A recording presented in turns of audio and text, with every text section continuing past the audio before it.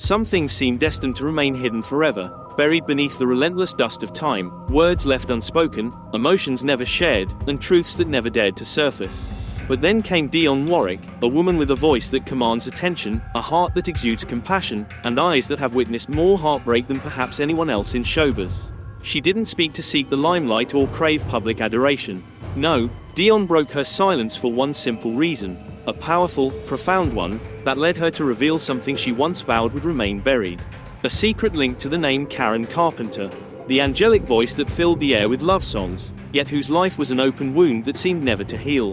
In 1971, fate brought the two women together in a small backstage room in New York, a rainy night, when the world outside seemed as heavy as Karen's sorrow. She had just finished her performance, only for it to be abruptly cut short by a mild panic attack. Dionne, returning from a lengthy European tour, stumbled upon the scene. As she caught a glimpse of Karen's eyes, it wasn't admiration that struck her, it was a sorrow so familiar, it almost took her breath away. That look, I had seen it in the mirror back in 1967 when I was ready to walk away from everything, Dionne later reflected in a rare interview with Rolling Stone. Karen didn't speak, she didn't break down or cry. But Dionne knew, in that moment, that Karen was dying inside, bit by bit, each day a little more. They didn't start with warm embraces or formal introductions. Instead, Dionne handed Karen a simple cup of hot water. Karen, with a soft nod, accepted it, no words needed. That brief gesture sparked a quiet connection, something neither would ever need to explain. No photos were taken, no handshakes made in front of eager cameras. That encounter would never be mentioned in any biography, any song, or any press release. Yet, it was the beginning of what Dionne would later call a silent lifeline. They began exchanging handwritten letters, a rare, almost outdated form of communication in an industry obsessed with the spotlight. But for Karen, these letters became her safe space to be real. At first, the notes were tentative, short lines asking about Dionne's well-being, casual compliments about her voice. But slowly, the cracks began to show. Sometimes I sing and can't even remember what I'm singing. The audience claps, I smile. But inside, I feel nothing. So empty I can hear the sound of my own heart breaking. Dionne never responded with pity. She had seen too much of the superficial kindness in the entertainment industry, where everyone pretends to care to earn a few media points. But she saw something no one else could. Karen Carpenter was no weakling.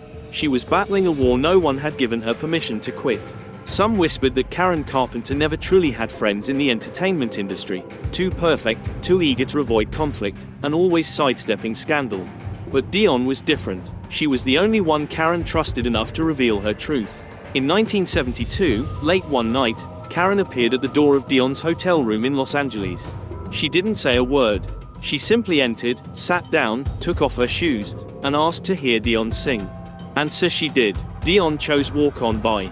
When the final note faded, Karen slumped into the chair, silent, trembling, not crying, not speaking. Dionne didn't ask what had happened. She understood. Sometimes, just having someone there long enough could be enough to save you. I didn't need to pry, Dionne reflected. I knew sometimes just listening is the most important thing. In that cold, suffocating moment, Dionne became the anchor Karen desperately needed to keep from slipping away. No advice was offered, just presence, just listening. And sometimes, she would send a simple note, wrapped in tenderness. You don't have to be perfect to be loved. But darkness isn't just a place to hide. But the darkness Karen faced wasn't just about feeling lost. It was where cries for help were buried, silent, unheard. The truth behind Karen's hidden tears wasn't only the pressure of fame. It was an invisible prison, built by the very people she loved most, the people who were supposed to protect her. Her mother, Agnes Carpenter, was known for her rigid, unyielding standards, often described as cold rather than fiery.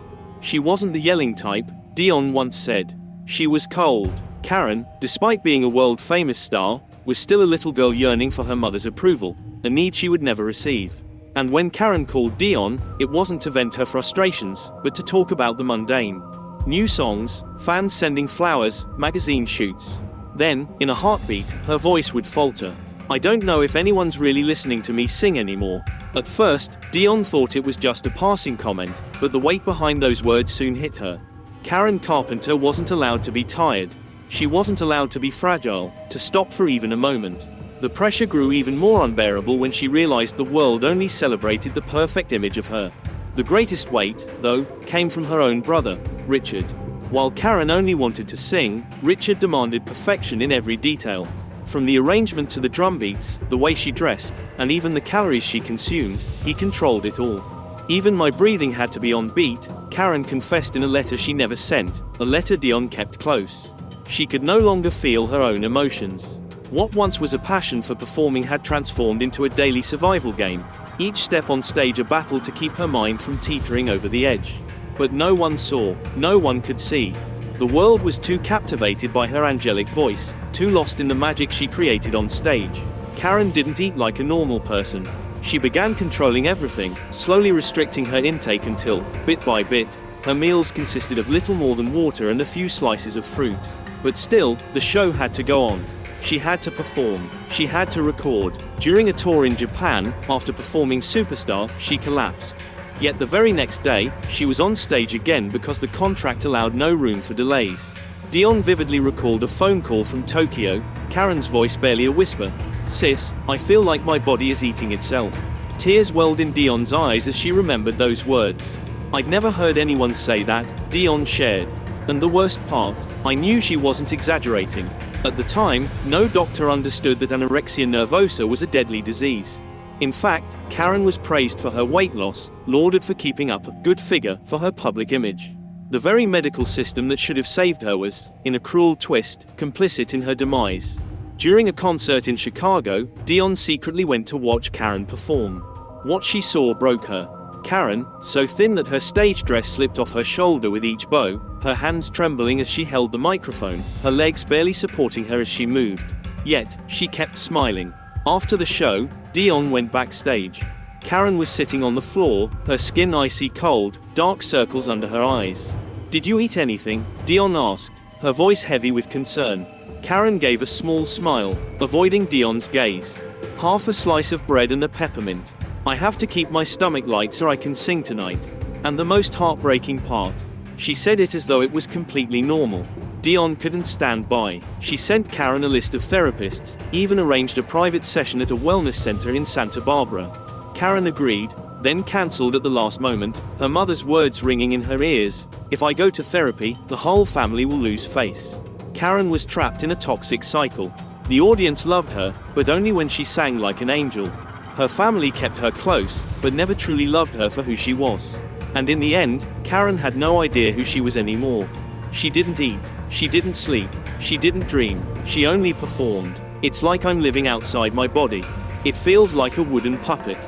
Beautiful, delicate, easy to break, but no longer me," Karen confessed. During a visit to Dionne in New Jersey, Karen collapsed on the sofa, her tears barely contained. "If one day I'm no longer here, please don't let people call me an icon," Karen pleaded. Dionne asked softly, "Then what do you want to be called?"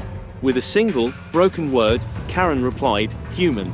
That was when Dionne realized that Karen had crossed a painful threshold, a place where even the strongest cries for help could no longer be heard. The secrets Karen kept buried inside her, those were the ones that haunted Dionne to this day. But what the world never knew was this: Dionne had once confronted Karen's family in a desperate attempt to save her. And that confrontation led to a decision Dionne would regret for the rest of her life. That is the story that has never been told, until now. The truth no one dared to speak. "I tried to save her." Dionne Warwick's voice was chillingly calm when she said those words, not through tears, but with a quiet resolve that seemed to echo louder than any scream. Behind those four simple words lay an unspoken confrontation with a system, a family, an industry, and a society that had failed Karen Carpenter. In 1978, after receiving a phone call that shattered her, Dionne rushed straight to the studio where Karen was recording. Karen's voice, faint and trembling, whispered into the phone, "Sis, I don't feel anything anymore. I eat, but can't taste. I sing, but can't hear myself. I feel like I'm disappearing." When Dionne arrived, she could barely recognize Karen. Her skin was as pale as paper, her arms as thin as a child's, and her eyes, dull and lifeless, as though her soul had already begun to slip away. Without hesitation, Dionne acted. She called a private doctor, arranged for Karen to be admitted to a nutritional rehabilitation center, and offered to cover every cent of the costs. But as soon as she stepped out of the studio, Richard Carpenter was waiting for her. "You have no right," was the first thing he said. No greeting, no thank you, just cold, sharp words. Dionne didn't back down. She met him with unwavering conviction. "If your sister dies within the next 2 years, I will not stay silent." Richard didn't respond right away. He pressed his lips together, then delivered a statement that would haunt Dionne forever. "Karen is an artist. She doesn't need a friend. She needs to maintain her image."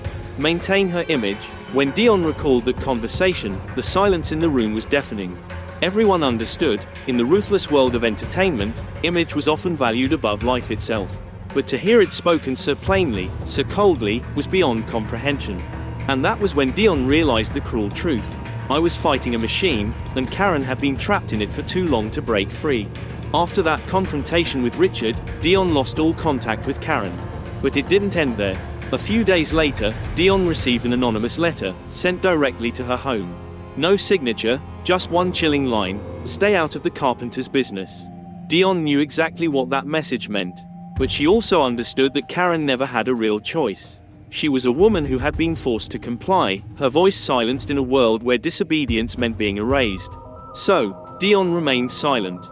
But silence was not surrender. 3 months later, on an autumn night in 1980, Karen appeared at Dionne's doorstep. She was thin, disheveled, her eyes as lifeless as stagnant water. "You know, I can't feel autumn anymore," Karen whispered. "I walk under falling leaves, and all I feel is cold." That sentence haunted Dionne for the next decade. For Karen, once a woman so sensitive she could write music inspired by the color of the sky after rain, losing the ability to feel the seasons was the final, undeniable sign that her soul was fading. Dionne continued to stay in touch with Karen, quietly arranging for her to see a doctor in Connecticut, all in secret. They met only at night, in a car parked beneath the cover of trees. Karen, trembling, confided, "If they find out I'm getting help, they'll cancel my tour." The world couldn't imagine it. Not Karen Carpenter, the voice that enchanted millions, sneaking off to see a doctor like a criminal on the run. But in November of 1982, Karen came to Dionne one last time. She had just moved back into her home after a divorce. She handed Dionne our cassette tape. "Keep this. If anything happens to me, you'll know what to do." Dionne never revealed what was on that tape. Not until now. There was also something Dionne said, something she had never dared to voice publicly, until now: "They loved me, but they loved a version of me I couldn't survive." In a recent interview, Dionne admitted that it was a confession, one that had been buried deep for far too long. The voice on that tape was a haunting diary. Karen spoke about being forced to perform even after collapsing backstage, about how her personal doctor was fired just for advising her to rest, and about the nights she was forced to fast, dictated by a management schedule. No one dared to speak of those horrors, because too much power was at play. But after 40 years, Dionne knew it was time to speak up. Karen didn't die from an illness, she died from the slow suffocation of silence. The tape has never been made public, but Dionne once said, "I want to be heard at the right time, when people are mature enough to understand that the music industry destroyed an angel just to preserve a perfect illusion." But what moves people to tears the most isn't the secrets on that tape. It's the way Dionne kept her final promise. A promise that needed no contract, no oath, but was etched into her heart. A promise that when the world had forgotten Karen, Dionne would be the one to tell the truth. The final promise. Many years after Karen's passing, Dionne still keeps an empty chair next to her in the recording studio. It's not superstition or for dramatic effect. It's simply a habit, a quiet tribute to the friend who never had the chance to grow old. The friend to whom Dionne once promised, "I won't let you disappear as if you never existed." Dionne never said goodbye to Karen. At the funeral, she sat in the very back row, quietly, away from the cameras. Not out of avoidance, but because she knew that the world only saw Karen as the artist. But me, I cried for Karen, my friend. For over 40 years, Dionne never revealed the contents of the cassette tape. Not because she was afraid, but because she believed some truths, if spoken too soon, wouldn't be received with kindness. So, she waited. She waited for a world a little less cruel. A world that could finally understand the pain of a girl who was crushed by the very things people praised her for: perfection, sacrifice, and always being sweet. In a recent interview, the host asked Dionne, "If you could see Karen one more time, what would you say?" Dionne smiled, her voice trembling, but no tears fell. "I'm sorry I didn't pull you out of there sooner, but I kept my promise. You haven't been forgotten. You are still loved, for who you truly were." Dionne revealed something few knew. She once recorded a song, never released, titled "The Sound You Left Behind." Just piano and vocals, no climax, no dramatic build-up. A quiet love song, a tribute to a friendship, to someone who left, but never truly went away. The song was played only once, during a private memorial concert in a small New York studio, attended by no more than 20 of Karen's closest friends. All of them, who had stayed silent for so many years. Each year, on the anniversary of Karen's passing, Dionne sets aside one evening. No plans, just to play the recording of We've Only Just Begun. Alone, sitting quietly, listening, that's how I let her know, I'm still here. I never left. Karen once said, if one day I disappear, don't let people remember me for how thin I became. Let them remember me for how I loved music. Dionne kept that promise. She didn't talk much about Karen on talk shows, didn't write memoirs, didn't share stories for sympathy. She simply kept Karen alive in the quiet pauses of her life. In a small drawer beside her piano, an old folded letter, a blue hair clip, a cassette tape, and a handwritten note. Karen lived, truly lived, even if just for a brief moment. And to Dionne, Karen is still there. In the voices of younger generations, in the gentleness remembered by those who once heard her sing, and in her own heart, as a promise that never needed to be spoken again. Karen Carpenter is gone, but her tenderness, loneliness, and friendship live on through Dionne Warwick's story. Sometimes, even a belated word can be the most beautiful gift. If you've ever heard Karen sing and felt your heart soften, if you've ever known what it's like to be misunderstood, held back, or forced to be okay while breaking inside, then you'll understand. This story isn't just about Karen. It's about all of us. If you've ever had to hold yourself together to please someone, ever wished you could live truthfully, ever felt like Karen, a sweet girl crushed beneath impossible expectations, then you are not alone. And if you've ever listened to Karen Carpenter's voice and felt your heart being gently held, please hold on to that. Because sometimes, the quiet love of an audience is the lifeline that keeps an artist alive, long after they're gone. Like, share, and leave a comment if your heart just quietly stirred. Let music continue to be the place we return to, not to forget, but to understand each other better.